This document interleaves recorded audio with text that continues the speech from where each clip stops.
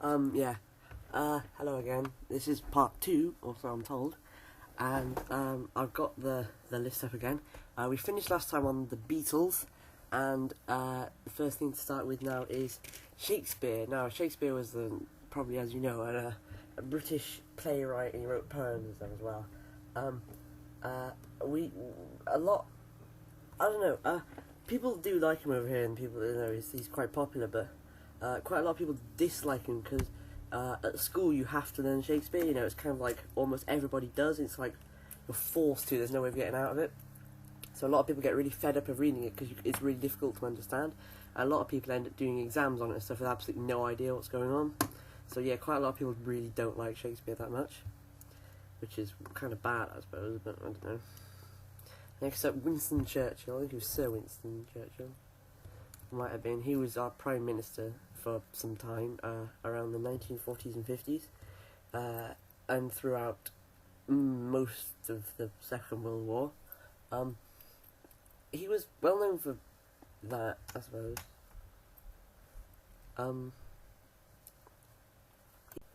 Yeah, I got interrupted again. Anyway, he was quite well known for being our Prime Minister during the Second World War, and I don't know, I'm pretty much what he was famous for, wasn't he? He made a series of quite inspirational speeches and kind of kept everyone going throughout the Battle of Britain, especially in 1940, September, August 1940. Who's next? Oh, I'm supposed to, I've been told I have to say this in an English accent. Well, the way that we say it is, your mum, but I'm apparently supposed to say it as, yo mama, yo mama. Okay, now that's over with. Dr. Seuss. I'm supposed to read some Dr. Seuss. So it's The Lorax, and I'll read you the first paragraph. At the far end of town, where the grickle grass grows, and the wind smells slow and sue when it blows, and no birds ever sing excepting old crows, is the street of the lifted Lorax. And deep in the grickle grass, some people say, if you look deep enough you can still see, today, where the Lorax once stood, just as long as it could, before somebody lifted the Lorax away. There you go. I've never read that before. Okay, what's next? The Queen's Guards. The Queen's Guards, they wear those big, fluffy, furry hats you might have seen, and they stand around outside Buckingham Palace, and like a tourist attraction is the changing of the guard, where the guards all knock off and go and do whatever it is they're doing, and swap with some new guards.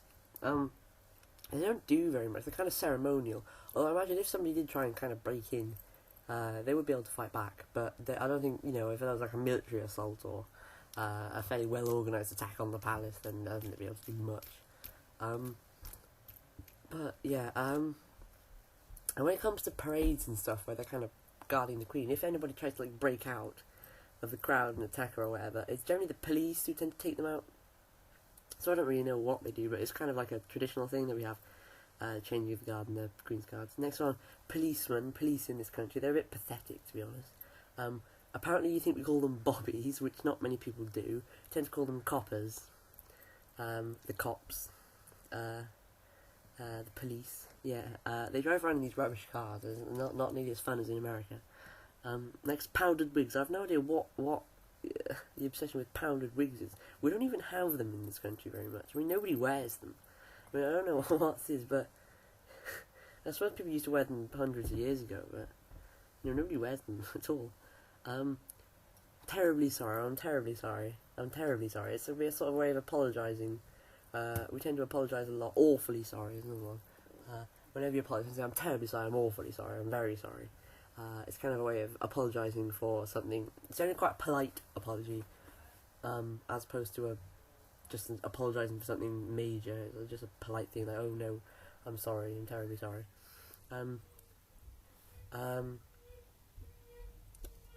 Next, King Arthur. It was actually it was some books I think of King Arthur. Kind of gone on, and people think that he's like a British king, but he never really existed, or apparently so.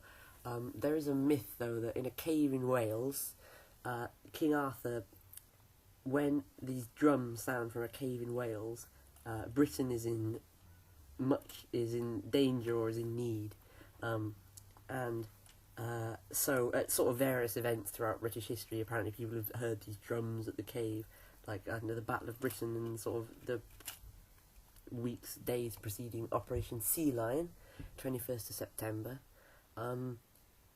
and all sorts of other times, Civil War, I think, First World War, etc., etc., kind of, major moments like the Spanish Armada and such. Next, Robin Hood is another fictional character, I think, in a book. He stole money from the rich and gave it to the poor, and he was subject of a Disney film, which probably had American actors in it, didn't it?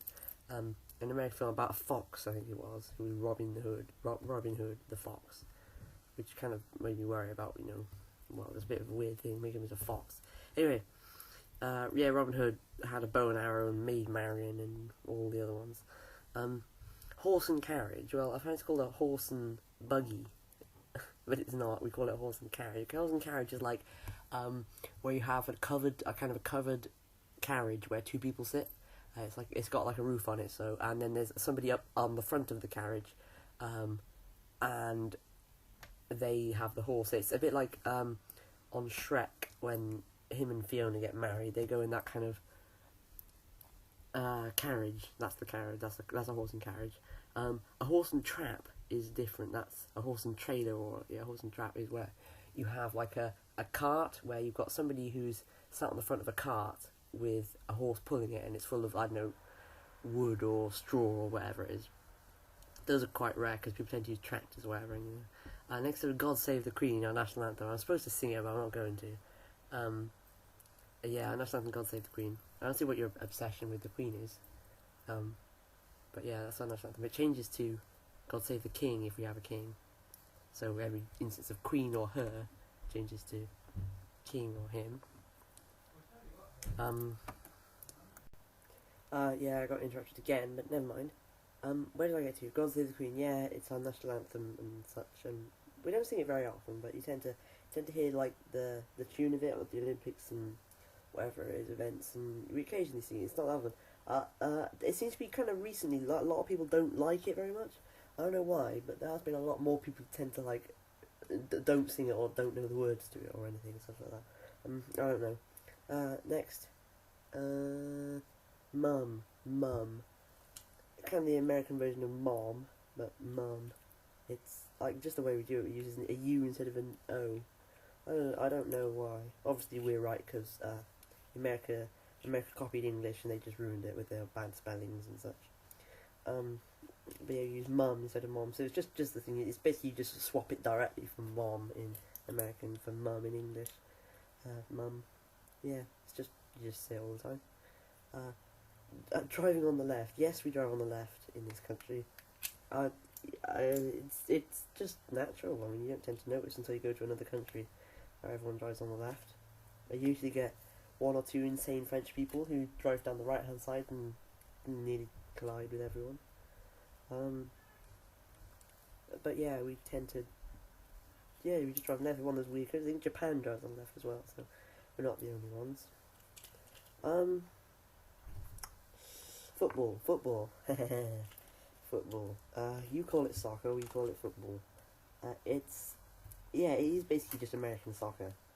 But we call it football because obviously that's the right name for it. You just called your version of football a weird name.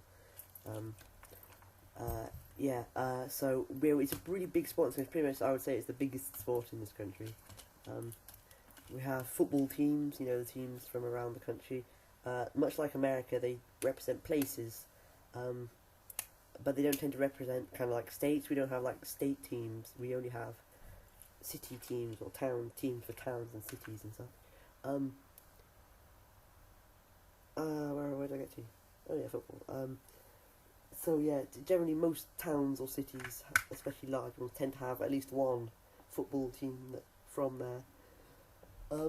Some really small towns have quite good football teams. Some really big towns just don't really have any. It's weird, but there you are. Cricket is pretty much, I would say, the second biggest sport in this country. It's a kind of very English game, isn't it? I imagine you don't play it very much in America. It's quite complicated. It takes a while, but it's quite fun to play really.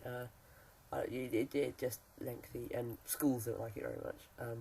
But yeah, it's a very British game to play, and yeah, we tend to have quite good teams. We have like a big kind of team championship thing. Now these ones are kind of represented by state teams, as it were. I'll explain about that in a minute. Well, I think that's all I've got time for. Next up, Wimbledon.